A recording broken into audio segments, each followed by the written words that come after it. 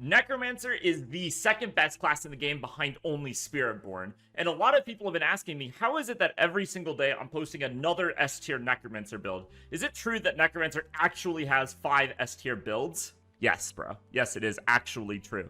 Necromancer legitimately has 5 builds that are some of the best builds in the entire game when you disregard Spiritborn. Those 5 builds are Machine Gun, Bone Spirit, Ring of Power Minions, Spirit Wave, Blood Surge, and Blood Wave. And I ranked all of these builds against each other, and we're going to go through and talk about each of those builds today, and I'm going to tell you what makes each of those 5 builds so powerful. Now, any one of these 5 builds is easily an S tier build, but I want to try to give you guys some more context so you can pick which build you want to play.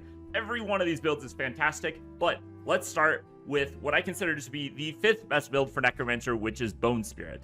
So, what makes Bone Spirit good? It is the highest damage Necromancer build, and it currently has the highest Necromancer pit push by a huge margin. Last I checked, this build is all the way up to a 115, which puts it almost 10 rifts ahead of Necromancer's next best build. But why is Bone Spirit 5th and not 1st? Well, the problems are that Bone Spirit has very slow speed farm, it's hard to play, and it's not easy to assemble. And you can see with the ratings on the screen, what we're talking about is we're ranking these builds against each other. Remember, there's 5 builds. So what I'm saying is Bone Spirit is the best build for pushing, the 4th best build for farming, the 3rd easiest to play, and the 5th hardest to assemble. Overall, this gives Bone Spirit a total score of 13.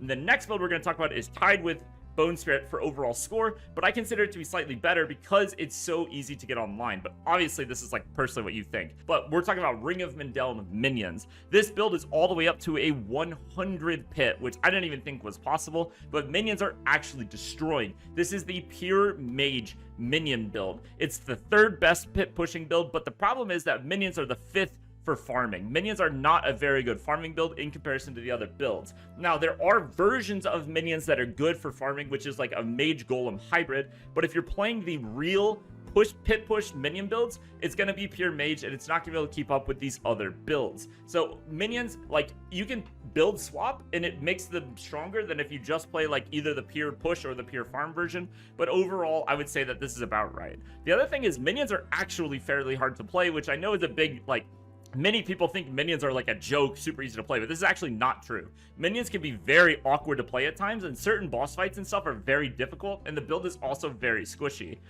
But the thing that makes minions so good, why minions are on this list, is not only are they pretty decent for pit pushing, but it's also ridiculously easy to get online. This is by far the easiest build to assemble, and if you're looking for a build to start out, minions are absolutely the move. They are incredibly easy to get online.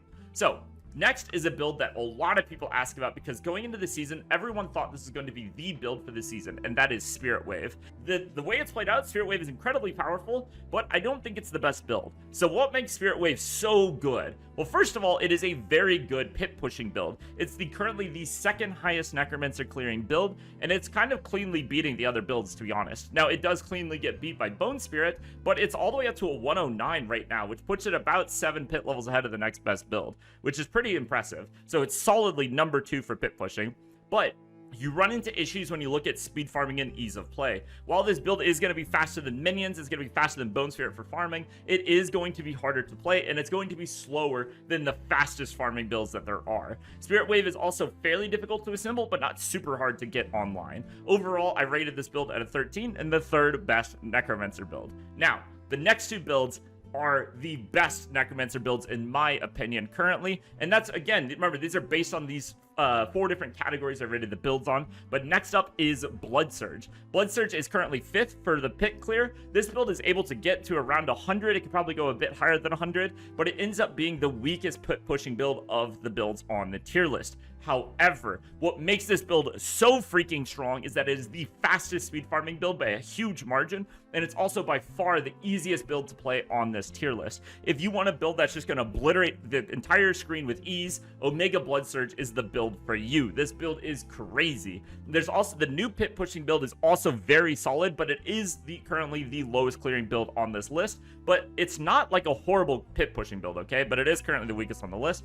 And the other downside of this build is that it is actually fairly hard to assemble. It requires you to have some uber uniques. It has very specific roles on gear that it's looking for. Now, it's not as hard to assemble as Bone Spirit, but it is actually fairly steep build requirement. Now, the best build, and this surprised me because in my head, I don't view this as the best build, but by the numbers, when you look at it, it's actually probably the best build for Necromancer overall this season, and that is Shadow Bloodwave. It is the 4th best build for pushing, but the thing that makes it so good is it's the 2nd best build for speed farming, it's the 2nd easiest build to play, and it's the easiest build to assemble. So when you compare it to other builds, overall, it's just better for farming, it's easier to assemble, and it's still very solid for pit pushing. It's just one of those builds that's just well-rounded, good at everything. This build is great for bossing, it's great for farming, it's just a good build. Bloodwave is incredibly powerful, and with the new chest piece coming in, it has passed Blood Surge for its highest clear, and this build is currently, I guess accordingly to this, I would say is the strongest overall Necromancer build this season. So, like I said, all 5 of these builds are all phenomenal builds, and you can't go wrong playing any of them. But if you're wondering why I'm saying so many Necro builds are so strong this season, it's because they actually are. Every one of these builds is a genuine S tier or high A tier build in comparison to every other class besides Spiritborn, which is obviously bugged and broken. But for classes that are actually functioning, Necromancer is easily the 2nd best class in the game, or the best class that's actually functional right now, and that is where I rate all these builds. So, all the builds are linked in the description. Play the build that you like the most, and I'll see you guys in the next video. Peace out, guys.